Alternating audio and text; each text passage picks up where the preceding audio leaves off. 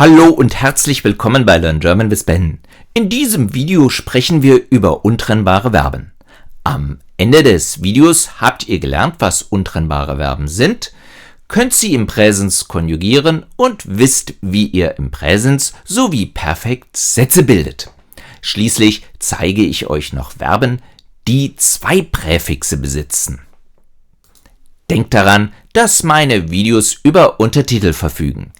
Mein Name ist Ben und ich würde sagen, los geht's!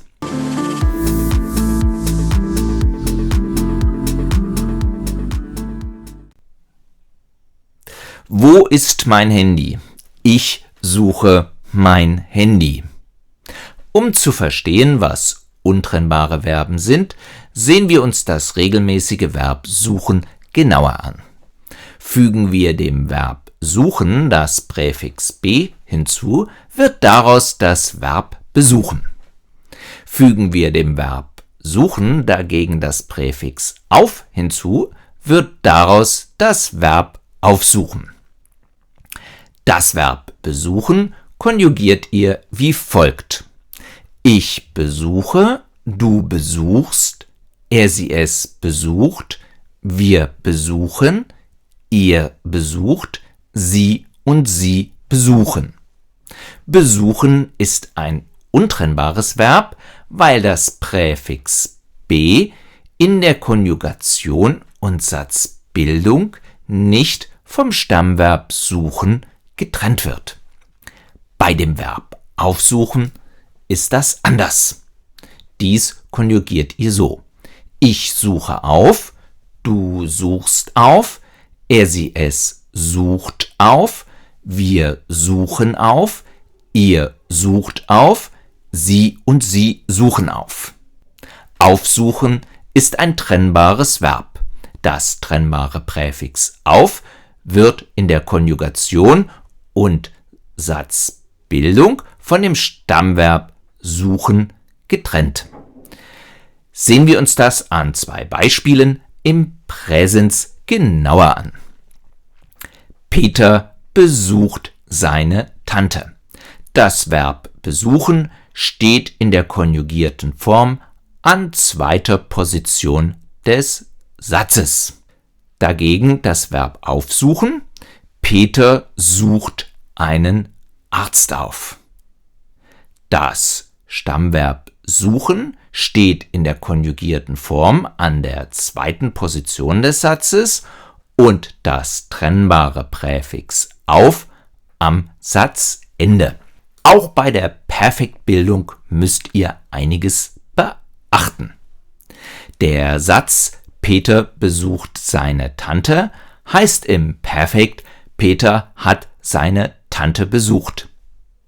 Das Partizip 2 untrennbarer Verben bildet ihr immer ohne das Präfix ge. Der Satz Peter sucht einen Arzt auf heißt im Perfekt Peter hat einen Arzt aufgesucht.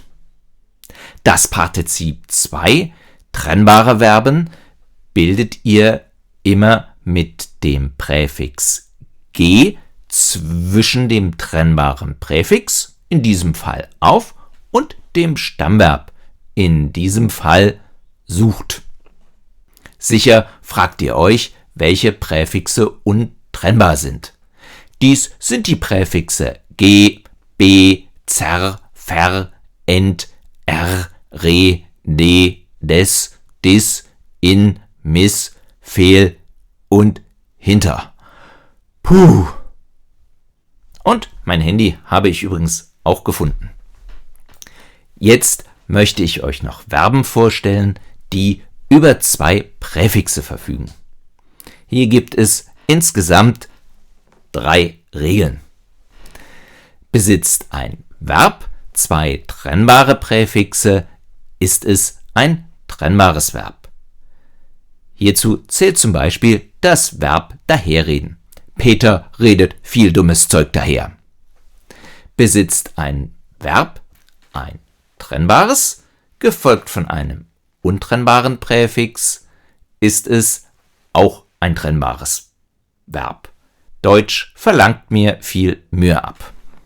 Besitzt ein Verb zunächst ein untrennbares, gefolgt von einem trennbaren Präfix, handelt es sich um ein untrennbares Verb. Hierzu zählt das Verb beaufsichtigen. Ich beaufsichtige die Kinder meiner Schwester. Schließlich noch ein Sonderfall. Es gibt im Deutschen Präfixe, die sowohl trennbar als auch untrennbar sein können. Hierzu zählen die Präfixe um, über, durch, unter, wieder und wieder.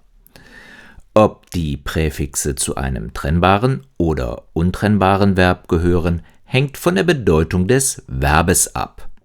Nun habt ihr gelernt, was untrennbare Verben sind.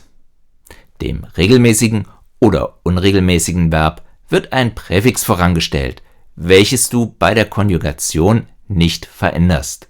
Das Partizip 2 wird immer ohne das Präfix ge gebildet. Und damit sind wir auch schon am Ende der Lektion untrennbare Verben angelangt. Jetzt wisst ihr, was regelmäßige, unregelmäßige, gemischte, trennbare und untrennbare Verben sind. Deshalb können wir in der nächsten Folge über die Bildung des Partizip 2 sprechen. Ich sage vielen Dank fürs Zuschauen. Tschüss, bis zum nächsten Mal. Euer Ben.